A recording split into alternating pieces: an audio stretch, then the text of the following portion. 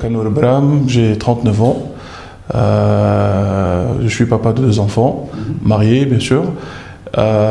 Donc j'ai fait mon cursus universitaire en partie Fitouns et par la suite donc j'ai fait l'école de commerce, j'ai fait de la finance avant de partir à Paris pour terminer mes études donc universitaires. J'ai fait un DESS finance à Paris à Sorbonne. J'ai entamé la thèse doctorat que j'ai jamais finie parce qu'en fait j'étais tenté plus pour le monde professionnel. D'ailleurs en 2000 donc j'ai commencé ma carrière professionnelle chez BNP Paribas Asset Management dans les salles de marché et honnêtement j'étais plus attiré par le monde professionnel que de terminer un peu les études universitaires. Après je suis passé chez CIC Securities, toujours dans les salles de marché, avant de faire le retour définitif et s'installer Fitouns à partir de 2003, où j'ai intégré le secteur de l'intermédiation boursière chez l'ancienne société qui s'appelait Sicofi.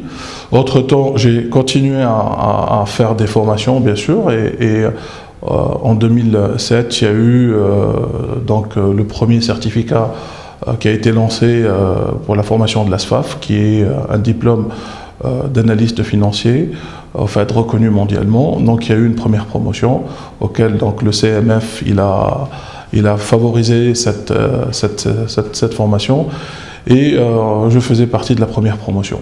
Donc voilà en 2 mots un peu le parcours universitaire et depuis donc je suis dans le monde de l'intermédiation financière. MCP, donc, c'est une ancienne licence qui date depuis 1995. C'était la structure en fait, qui a été fondée en 1995 et qui a changé de main 3 fois pour arriver aujourd'hui entre les mains d'actuels actionnaires, qui est composé essentiellement donc, de Duet, qui a une participation à hauteur de 49%, et le reliquat en fait, est détenu par des Tunisiens, donc essentiellement Siadi Ben Louka, moi-même. Et donc voilà, c'est l'entrée en capital s'est réalisée courant l'année 2011, post-révolution. Et depuis, donc, il y a eu une restructuration de la société et injection des fonds nécessaires pour que la société se développe. Résultat des courses aujourd'hui, MCP est devenu un opérateur qui est assez sérieux sur le marché et qui est en train de grappiller des parts de marché, qui est en train d'innover aussi. Et donc voilà, on y croit au secteur, on y croit aux perspectives du secteur parce que en 2 mots, je pense que la bourse elle est en pleine éclosion. Il y a encore un potentiel très intéressant. En fait, je comprends très bien, enfin, parce que tout simplement, si on dresse un tableau, on trouve que l'économie tunisienne elle est à 93% financée par le secteur bancaire. Donc, en fait, donc le marché financier il commence à jouer un rôle important aujourd'hui et c'est tout à fait normal en fait pour pouvoir bénéficier des avantages du marché il faut solliciter, il faut passer par les acteurs et aujourd'hui c'est normal qu'il y ait des acteurs qui émergent par rapport aux autres. Tout d'abord l'offre diffère et puis moi je tiens à souligner un point très important en fait la réussite d'une société c'est la réussite d'une équipe. L'avantage de MCP, c'est qu'elle a une bonne équipe, une équipe de jeunes, en fait, avec des CV qui sont un peu différents mais complémentaires. Et je pense que c'est un peu la force de MCP. Et puis, bien sûr, avec l'apport du concours des partenaires qui ont mis à la disposition de cette équipe, on a tous les moyens nécessaires pour pouvoir réussir. Et bien sûr, l'appli vient en mangeant, et si on réalise des deals auxquels le résultat est positif, c'est tout à fait normal qu'il y ait un track record et que par la suite, chacun prend des spécialités. Juste une petite remarque, par exemple, nous, on a eu l'occasion d'être un peu le pionnier. On a fait la première introduction en bourse sur le marché alternatif, auquel on y croit énormément parce que le tissu économique est composé essentiellement de petites et moyennes entreprises. Et aujourd'hui, les conditions d'éligibilité à ce marché sont beaucoup plus souples. Et donc, du coup, on s'est fait une petite spécialité par rapport à ce marché-là. Parce que c'est là où on peut créer de la valeur, c'est là où on peut accompagner les sociétés qui ont un potentiel, mais qui ont un handicap de financement. Donc, je pense que déjà pas mal de deals ont été réalisés. Donc, le premier deal dont je vous ai parlé, c'était l'introduction de la SOPAT. Et aussi, ce qui est intéressant, qui va rester un peu dans les annales de la bourse, il y a eu la première migration de la société qui est passée du marché alternatif vers le marché central.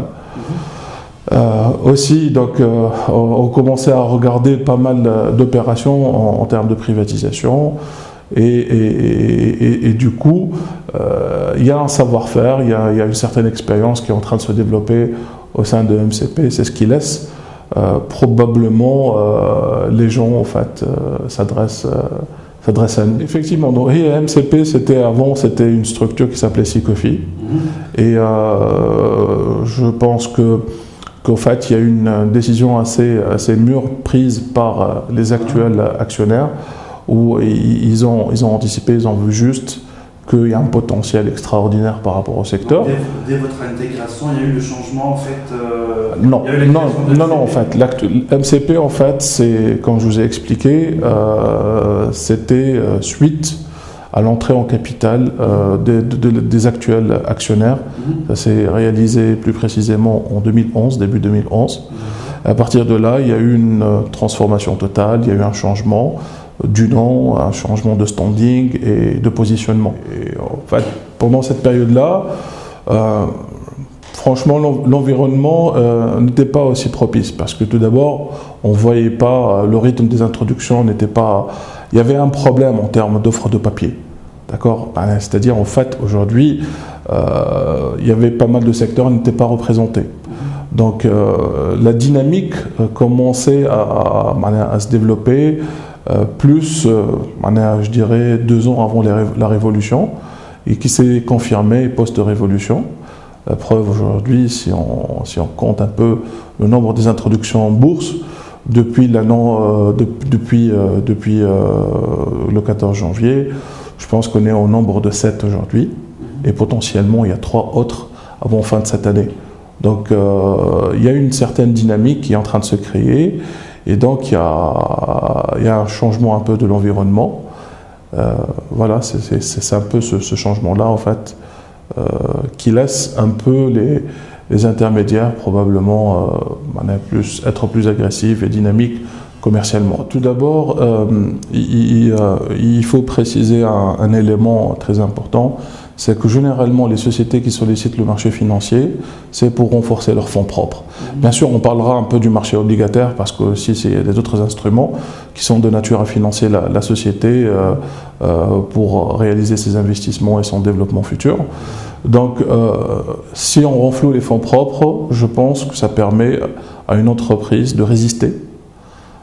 Il ne faut pas vraiment sous-estimer un peu la situation. Certes, on était en récession économique, les choses ne se débloquent pas et ne redémarrent pas comme prévu, parce qu'en fait, on a une place émergente et théoriquement, en fait, on doit être sur un rythme de croissance entre 6 et 7%. Et donc, c'est tout à fait normal, on est en phase de transition. Par contre, si on regarde un peu les états financiers, parce qu'il faut partir d'observation des sociétés cotées en bourse, et je prendrai quelques échantillons, honnêtement, la croissance, elle est au rendez-vous. Le bottom line des sociétés aussi est en train de s'améliorer. D'ailleurs, je dirais 60 à 70% des sociétés cotées en bourse sont en train d'améliorer et renforcer leur politique de distribution de dividendes. Ça veut dire, en fait, c'est un indicateur assez révélateur. Donc, la bourse fait l'économie, c'est-à-dire que la bourse, c'est une vitrine qui est censée refléter l'économie. Il y a des secteurs qui sont sinistrés aujourd'hui. Sans rentrer dans le détail, tourisme, qui ne sont pas représentés et qui pèsent lourd sur le PIB. Donc effectivement, il ne faut pas sous-estimer la situation. Il y a quelques difficultés sur le plan économique, mais on est optimiste. Je pense que une fois que la transition, il y aura plus de visibilité, parce que l'investisseur il a besoin de confort. Et الحاجة اللي حذناها شوية معناها البériode الأخرانية, c'est qu'il y a moins d'investisseurs étrangers qui sont en train de solliciter, d'investir via la bourse. C'est tout à fait normal, ils sont en train d'observer, mais il y a d'autres qui sont intelligents, parce que dans des moments, dans des périodes creuses, où on fait les bonnes affaires. Voilà, nous demeurons optimistes, nous on continue à parler aux investisseurs, et déjà il y a du concret, et potentiellement on est en train de travailler sur les investissements directs. Aujourd'hui c'est encore un peu confidentiel, mais Inch'Allah avant fin de l'année on aura l'occasion de reparler de ça, mais on est sur des projets concrets qui vont apporter leur concours à l'économie tunisienne. Je vais vous parler un peu des réalisations de MCP. C'est tout à fait normal, on est fiers.